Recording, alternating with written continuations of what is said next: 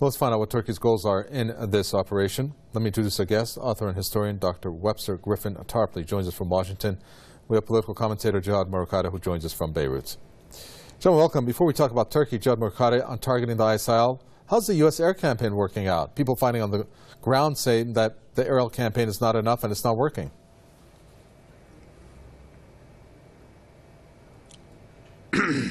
It's early days for the air campaign to work because you don't have serious troops on the ground right now. In Iraq, you have the Iraqi army, and you have the Peshmerga, and you have some Iranian Revolutionary Guard, but it is not yet good enough. In Syria, you do not have yet any troops on the ground. Eventually, one of these days, probably you'll have the Turkish army, which will be the troops on the ground in Syria. It is too early to say about the air campaign, whether it's working or not. Dr. Tarpley, Jihad Morakade talks about possibility of Turkish troops being on the ground there, but we know that Turkey has some prerequisites. The Turkish president coming out saying, we want a no-fly zone, we want to secure a zone parallel to the region to be declared, and for the moderate opposition in Syria and Iraq to be trained and equipped, and of course, with the focus being on the al-Assad. So given those prerequisites, do you foresee Turkish troops to be deployed? I think this is a grave danger, which I would oppose. Turkey can do a couple of very simple things. First of all, stop meddling in Syria. Don't meddle more, meddle less. Butt out of Syria. Erdoğan's meddling, Davutoglu's meddling has done enough damage. What they ought to do is simply to close that long border. Don't let ISIS fighters cross the border. Crack down on smuggling, right? We've seen that line of tanks on that hill. Well, you can extend that in a number of directions and begin to cut off the logistics. Everybody knows that Saudi Arabia and other countries have been financing, and Qatar in particular, have been sending in logistics, money, support, fighters through southern Turkey. If you cut that off, you will have really done serious damage to Turkey. And I would also point out, here in Washington, everybody's still talking about the outburst of our vice president, Joe Biden, who is, of course, famous for making all kinds of statements. But on Friday, I think he told a good piece of the truth at his speech at Harvard at the Kennedy School. He said, look, Saudi Arabia, Turkey, and the United Arab Emirates were so obsessed with overthrowing Assad in Syria that they began supporting al-Qaeda and Nusra, and they gave them all kinds of weapons and money and so forth. Now, Biden portrays himself as somebody trying to say no to the Turks, and he even claimed that Erdoğan had confessed when he came to the United Nations. He confessed to Biden that this had been a terrible mistake.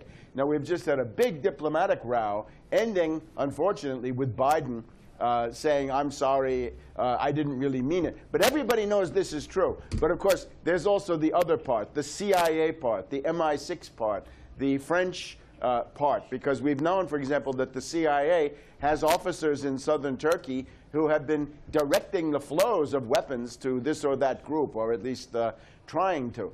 It's a scandal. Turkey has received billions upon billions of dollars of U.S. military aid. They are clearly supporting ISIS.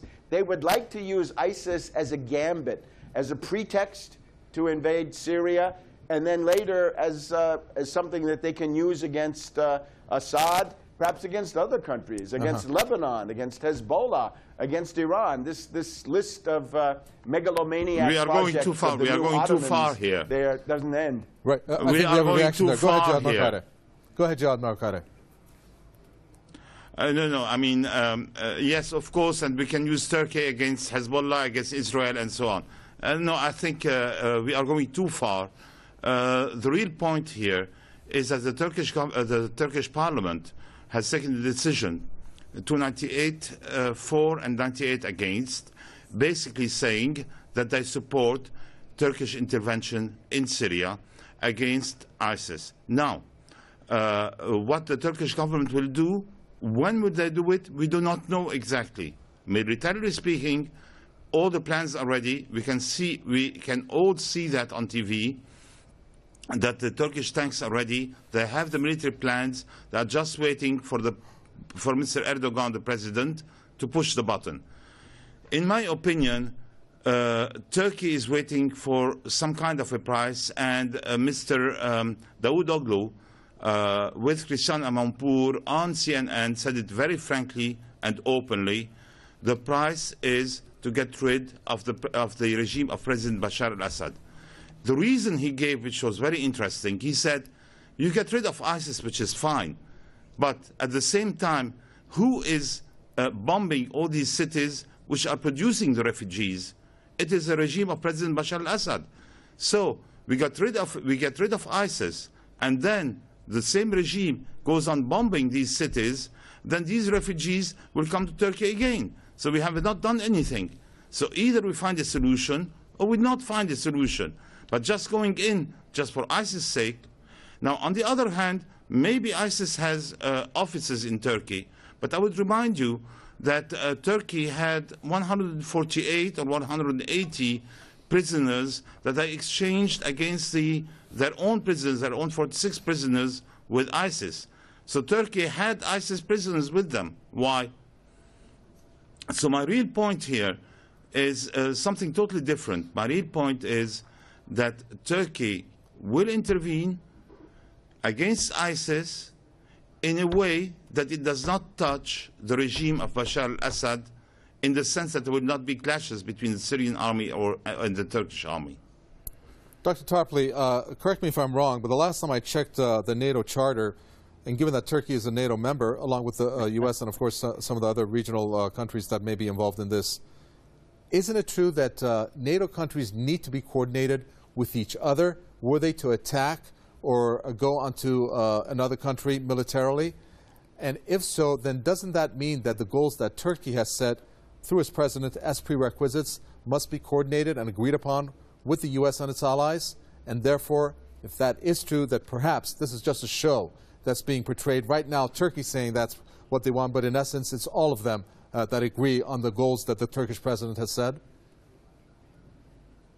Well, this is a somewhat chaotic situation, but we can say that ISIS has a consulate in Ankara. There's an official, open, public ISIS consulate where you can go and get a visa to go into Syria, provided, of course, that you're a terrorist fighter.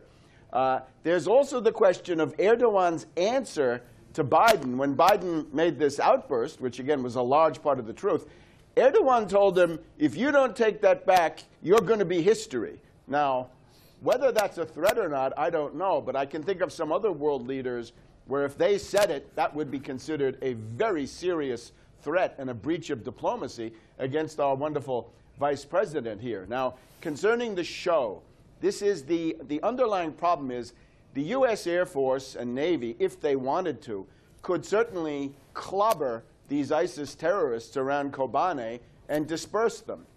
Not 5 airstrikes or 10. They can mount 50 to 100 per day. They could probably mount 300 to 500 per day if they really wanted to, and if they could use that airfield in Turkey that the Turks are blocking. So what we seem to see here is a phony war. This is a very interesting concept. Remember the winter of 1939 to 1940, when Britain and France were theoretically at war with Hitler, but didn't do anything. They just sat there, right? The drôle de guerre, or Sitzkrieg, as the Germans called it. We seem to have something like that now. It's a kind of a show war, a fake war that seems to been focused on how do you use ISIS to get what you want? How do you use ISIS to try to overthrow the government of Syria? Or in the longer run, we're told that there's a big influx of Chechen fighters from Chechnya, right, from the Caucasus, from Russia. We're told that there are now Uyghurs and Kazakhs that are being integrated massively into ISIS, and they're being brought in by Western intelligence agencies, with the goal being that ISIS would eventually be turned against Russia, among other countries. So you can see how far-ranging this strategic gambit is. And if I may just add one other thing. Here we have the election campaign here in the United States.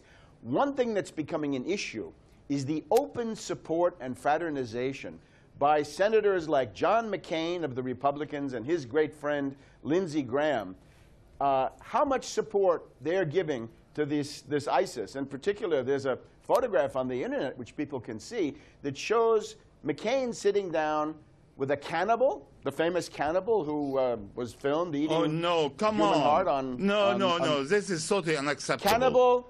Cannibal, this is totally kidnapper, unacceptable. one cannibal, one kidnapper, and one caliph. That is to say, Badri, this is totally unacceptable. Alias Baghdadi, if the gentleman in Washington believes everything he sees on the internet, up in the U.S. election campaign, can you please tell me, the efforts Senator of our John friend in McCain has Lebanon to go and to meet with the people in Al-Qaeda? This is totally ridiculous. Well, prove him otherwise, it's in John Idlib. Murcati. You should check the photograph yourself. Maybe you can contribute to clarifying it. Idlib, Syria, I have April seen the photograph. 2013. Can you forget the photograph? Think logically. When you want to go and sit with Al-Qaeda, you sent your Senator John McCain to sit with Al-Qaeda. I mean, does this make any sense from a Washington point of view? When you say logic, we're talking about the logic of late imperialism here, and that can have plenty of surprises. Can we move on to something a little bit more serious? Well, why don't you... Yes. And next time we'll send President Obama also. Why not? Well, John Murcati, let's come back to something a little bit more serious, please. Well, we're trying to get to that, but there's so many contradictions when it comes to the roles that these countries are playing. And I'm talking in particular combining Turkey and the U.S. and ISIL. I mean, clarify for us, what is the game? What is the end game for Turkey? What is the end game for the U.S.? And are they in coordination with each other when it comes to fighting ISIL, and especially when it comes to Syria? John McCarty. Well, if I can try that. It's extremely... Okay, go ahead. Okay, you go ahead, Dr. Tarpley. Judd Murcati, hold on to your thoughts for a second. Hold on, Judd Murcati. It's extremely complicated in this sense that we have one part of the U.S. government. We have the CIA is supporting ISIS. We have other parts of the U.S. government that are bombing ISIS, or at least they're making a show of bombing ISIS. Same thing with Saudi Arabia, right? They support ISIS, but they've Sir, with all due respect, can we come back to the question? Wait. And you have to understand that the United States is not of one piece. You have warmonger neocons and humanitarian bombers who would like to use this to get a general war in the Middle East. I don't think Obama is necessarily a part of that group. Yes, I am here. Can I talk? Because I was answering a question. Okay. Dr. Tarpley, hold on to your thoughts. Let Judd Murcati come back because we lost him there for a second. Go ahead, Judd Murcati.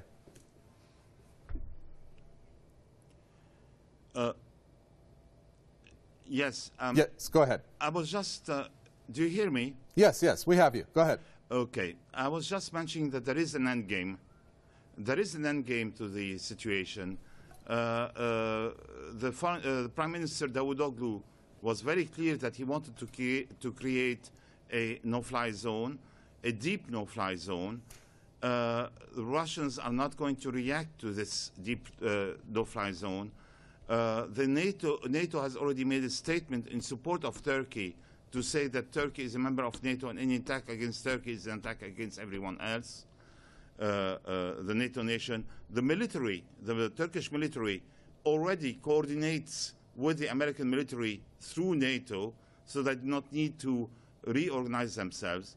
In my opinion, the end game is once Turkey occupies a no-fly zone or a deep no-fly zone, then there will be some pressure on the Syrian regime to come back to Geneva I to negotiate with the Syrian opposition. And I do not believe anything about the Free Syrian Army being ready in 3 years. It is not a 3-year thing with regards to Syria. It is more like a 6 to 9 month thing. Once the Turkish military has invaded part of Syria without touching the Syrian army, because this is a deal, okay, then the Syrians will sit down and negotiate with the support of Russia and America. Now, the Turkish troops are the troops on the ground in Syria. In Iraq, you have the Iraqi army, the Peshmerga, and hopefully the Iranian Revolutionary Guard. All of this with support from the U.S. Air Force and allied air forces all over, depending. But basically, the end game, as you asked me, is Geneva I for Syria and an agreement, a power-sharing agreement in Iraq. Dr. Tarpley, do you agree? Again, I think there are different factions, and these different factions have different apocalyptic programs. As far as Turkey is concerned, though, this is very clear. When you say no-fly zone, you're talking about a bombing campaign to wipe out the entire Syrian Air Force and then grabbing an entire stretch, a slice of northern Syria. The Syrian Air Force will not intervene. Essentially making that into a Air paradise for terrorists, because that's what that would be. If you carve out an area in the north, no, they won't intervene. They'll be bombed. It will be under Turkish control, and the Syrian Air Force will not intervene. It will be on Syrian territory invaded by Turkey, violation of international law. We need a Security Council session about that. It's not and Syrian that territory. So-called no-fly zone will be a happy hunting ground for terrorists, a privileged sanctuary for terrorists on Syrian soil, protected by Turkey. Can I intervene? That's the way it's going. You look, people know you've had enough. Can I intervene? Syria, Iran, Hezbollah fight ISIS. These other people don't seem to. Now you can go ahead. Jihad Markari. You are not in the region, sir. You do not follow these things. The Syrian government would never intervene. I'm not at the bar of the St. George Hotel in Beirut. No, the Israeli Air Force has bombed them 5 times already. They don't intervene. In Deir ez-Zor, they choose carefully. Bombed. It is part of the so-called Syrian territory, and there is no regime there. Now, why do you say that the Syrian army is not going to intervene? There. They cannot claim it's a Syrian territory. Jihad Markari, why would the Syrian Air Force not intervene? First of all, because when the Americans struck Deir ez-Zor area and all these areas taken by ISIS, at the beginning they claimed that they would consider it as an attack against Syrian territory and they will intervene. They did not do anything. When the Israeli aircrafts bombed various targets in Syria over the last 5 years, they said they will intervene, and they did not intervene. The Syrian army doesn't want to intervene because they would rather let the Turks do the job for them. The Turkish army is going to take all this area because this area there is no presence. The Syrian army and the Syrian regime does not exist in the area. So basically, when they are taking over, they are not taking over a part of the Syrian geographical area, of course, but not of the Syrian political area, because there is no Syrian army there.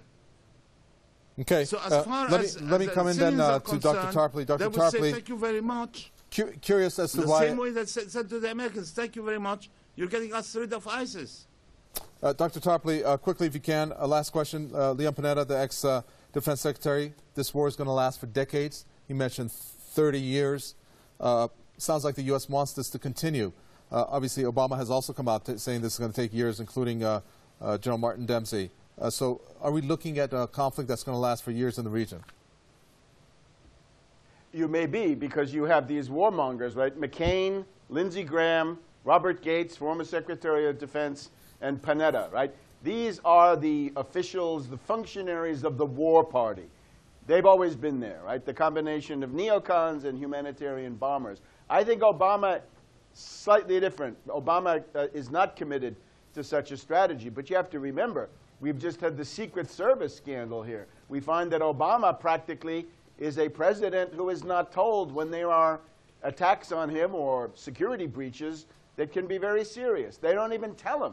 He's not even informed. So we have an acute faction fight going on here between a war party and a group around Obama in the White House, which is much more reluctant, right? That's what every Republican is now screaming, that Obama is too reluctant. Obama is not the warmonger that they wanted.